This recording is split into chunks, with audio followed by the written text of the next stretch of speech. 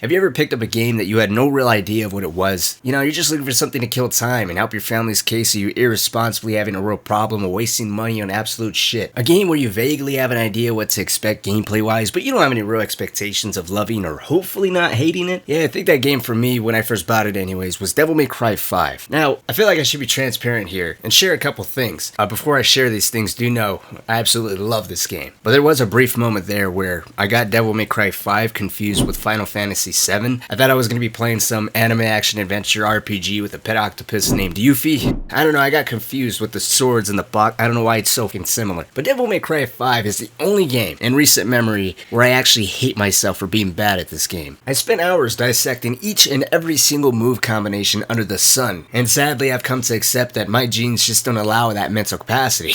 At least not to consistently hit it anyways, and that's even with the help of my screen bar reading lamp, provided by today's sponsor, BenQ. Look, I do everything at night in the dark, from playing video games to video editing. I've been doing schoolwork well into the late hours of the night, and all this takes a massive toll on my eyes. I'm sure you've all heard it by now, proper lighting is essential to keep your eyes healthy and strong. I was also told at a very young age that if my dad catches me awake with the light on past 10:30, he's gonna, well, frankly, I don't remember. Childhood trauma is a hell of a thing, and it won't let me reminisce on what came next. And that's where BenQ's lamp has honestly become more useful than I ever thought. Therapeutic for my eyes and the PTSD I've sustained. It helps that it's simple to put together and safe for almost all monitors. It even fits on my curved 32-inch gaming monitor. And frankly, I was afraid of it potentially falling since I do live in California where we experience earthquakes. But after shaking the hell out of my monitor and banging it up against my wall for damn near 400 times, it's near impossible for that to happen. The light has a counterweight on the back and a small hook on the front that prevents it from falling forward or backwards. And it just sits on your monitor, and that part that sits on the monitor is made of rubber, so there's no scuff marks or potential of it falling in any direction. And this thing has a few neat features. First and foremost, it's glare free. It projects the light in front of your monitor, not directly on it, so you don't have to worry about any glares. Even on my monitor, again, that's curved, I don't have any issues of that. This thing also comes with a manual and auto dimmer and an adjustable color temperature, so if you want the light to be a little bit more warmer so you can relax, or a little bit more cooler so you can concentrate, you can jump back and forth. You do have to play around with it a little bit to get it just right, but I think what I love the most about this thing is it's USB powered.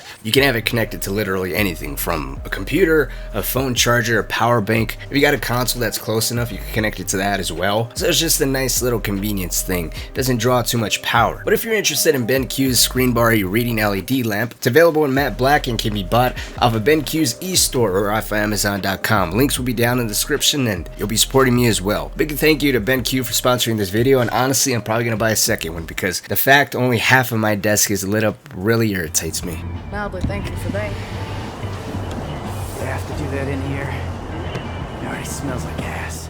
So as I mentioned at the start of the video, I'm not a huge DMC fan. I did play, I believe it was Devil May Cry 3 years ago, and it was fun. I did enjoy it for what it was. Normally I steer towards first-person shooters or open-world games, so hack and slash was a breath of fresh air, completely out of the realm of what I'm used to. And I did love it. Unfortunately though, being a matter of sticking to the genres I knew and loved, that kind of kept me from going beyond the early days and dipping my toes into Devil May Cry 3. So moving into Devil May Cry 5, I had a vague understanding of the series abroad, but that's being light. My knowledge was never more robust than knowing the legendary feud of the twin brothers Virgil and Dante, and of course the heavy stylus-based combat that's synonymous with the series. Beyond those two things, I had no clue what the story was on about. And while the combat is what had me decide to take another crack at the series, I want to talk about the art design of this game first. It seems like game developers are getting deeper and deeper into graphical fidelity and how jaw-droppingly beautiful their game world is. It seems like games are becoming more and more closer to interactive movies rather than a game where you're able to take full control over a character and all their actions, granting you a level of freedom that makes it possible to actually become fully immersed in the world the character you're playing is living in. You feel like you're in full control of that character and all their actions. And this is something that I think has given the rise of popularity to indie games over the last few years, because while AAA games focus more and more on graphics and narrative, indie devs are returning to the basics and giving full reign to the players. Anyways, I've learned to become somewhat indifferent towards video games and how beautiful the cutscenes are. And of course, don't get me wrong, they can still be appreciated appreciated. You can appreciate something without having to profusely compliment or overly criticize it, but in my opinion, unless it's a tech demo to show how powerful the hardware is, or it's narrative focused and it doesn't look or feel like the gameplay itself suffered because more thought and effort was invested in presentation, honestly then it shouldn't matter. If it doesn't serve a purpose of the gameplay, it's cool in the end, I guess. And going into this game without any knowledge of what the hell was going on, I gotta say, with the over-the-top action, the cutscenes, the incredible voice acting, and the hypocritical statement of mine that I'm about to make of the Resident Evil engine actually looking amazing in this game, I don't think I've enjoyed watching cutscenes so much in a video game where I was so damn lost in what was going on. Like the cutscene where V merges with Urizen, thoroughly enjoyed it, but when asked by my brother what was going on, I was following the story as closely as someone explaining to me the color of a mirror on acid. It was on acid? Yes. Don't do drugs, kids. But if there was ever a game that made me actually give a crap about the story based off of its presentation and voice acting, with the story not being the real reason for me showing up, I'd chop that up as being a massive win for the developers, from Dante's cocky attitude to Nero's grudge for being called deadweight that he carries with him throughout the entirety of the game. Hell, I even enjoyed V, even though he felt like a cliche emo tape. And it can't just be me, but I feel like this mysteriously vague, dark character is in damn near every piece of entertainment to date. I wouldn't be surprised if it's made its way into erotic novels, but either way, the voice actor does a phenomenal job and sells him perfectly. Trish and Lady did great too. Can't tell you what the hell they ever said, but damn fine acting. Great voiceover work, fantastic character animations, and a vague understanding of Virgil and Dante's relationship all culminated in me actually watching lore videos to better understand what the hell was going on. And that's incredible and kind of sad. Incredible because that playing Devil May Cry 5 actually being my first real attempt at learning the game and its story in the series abroad better, in a series that ultimately otherwise I never cared for, led to me devouring hours of content. And I think that is a solid testament to the writing and presentation. And I said it was kind of sad because playing this game first in the series is like watching Avengers Endgame first and then going back and watching all the other movies to better understand what the hell is going on.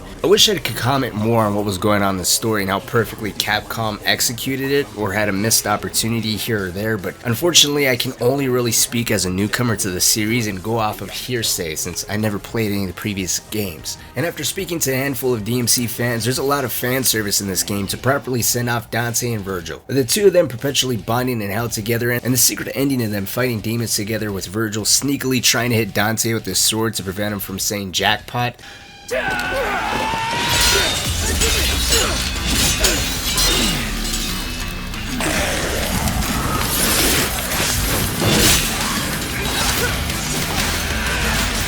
you dare say it's jackpot!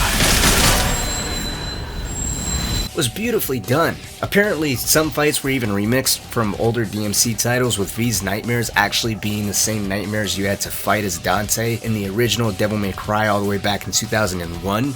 Among some other callbacks from previous DMC titles, but I think the fight with the V's Nightmares was fantastic for two reasons. One, it's a mix-up that both newcomers and longtime fans probably didn't see coming. The same pets you had fighting for you during those handful of V missions are now thrown at you to defeat them as Dante, putting both new and old fans on the same boat. But there's obviously a level of depth there that is much more appreciated for the veterans. The fight music is remixed, and the attacks the three of them exhibit all being the same from the original game. It had to be one of the best fights of the whole game, with Capcom seamlessly blending in the old with the new, putting rookies like myself and the series vets on the same side. Metaphorically speaking, as I'm nowhere near as advanced in combos as any of them, but on that note, let's talk about the gameplay. So, you're the strongest in the litter. Looks like we're gonna need a bigger leash. Come. Came for the flair of the stylistic combat and somehow got lost in the story. But returning to what DMC does best, Devil May Cry 5's combat I think is exactly what fans of the series wants. Let me put it this way, I don't want to make this comparison, but I think it's the best way to do it. Whereas id Software's finely tuned Doom to consist of pretty much only ripping and tearing demons, I mean they know who exactly their games are for, why their fans are there, they don't want long boring ass cutscenes of exposition to break up the flow of combat. DMC5 has a stylistic combat with a handful of people to play as throughout the campaign, each with their own unique skill and weapon set, from Nero and his abundant Devil Breaker arms, which I gotta say, there's anywhere from 8 to 13 of these, depending on whether if you shelled out extra money for a few extra arms. The base game I believe has a total of 8, and I gotta imagine there's an insane amount of depth there. Each arm has its own characteristics and different uses for combat. I wouldn't be surprised if there was a video online that's about 2 hours long breaking each and every single one of these things down. You also have V and his 3 nightmares that basically do all his fights for him. Kind of a boring character. Every one of his levels are extremely easy. I found myself just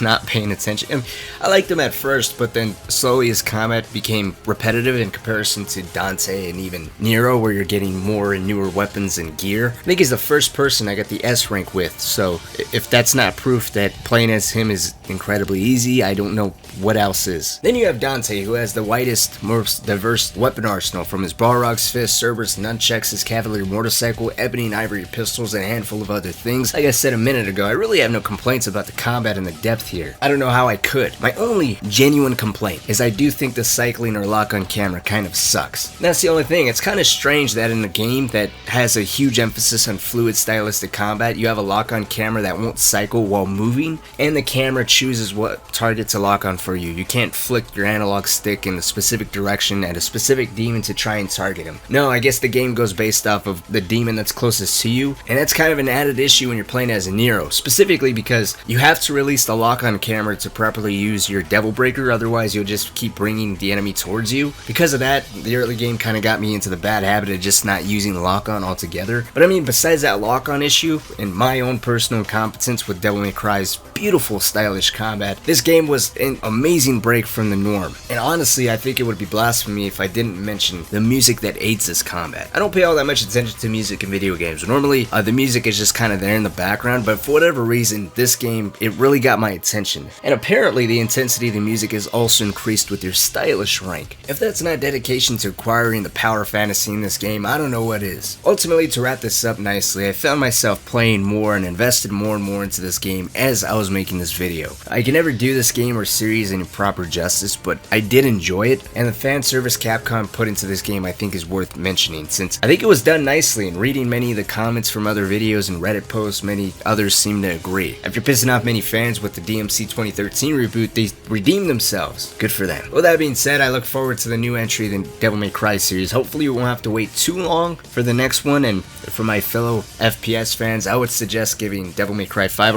or the one many people recommend the most being Devil May Cry 3, which is apparently the best in the series. Or hell, be a real fan and start all the way from the original. But until next time, hopefully I will see you all very soon, if I stop being lazy.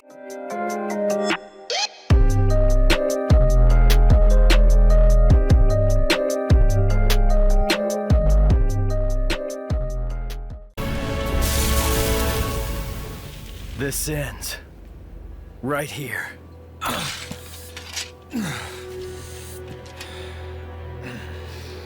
Listen to me. I told you already. This is not your...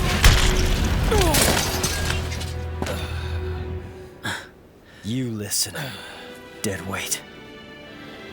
I won't let you kill each other. There are other ways of settling your differences. I'm putting a stop to this sibling rivalry.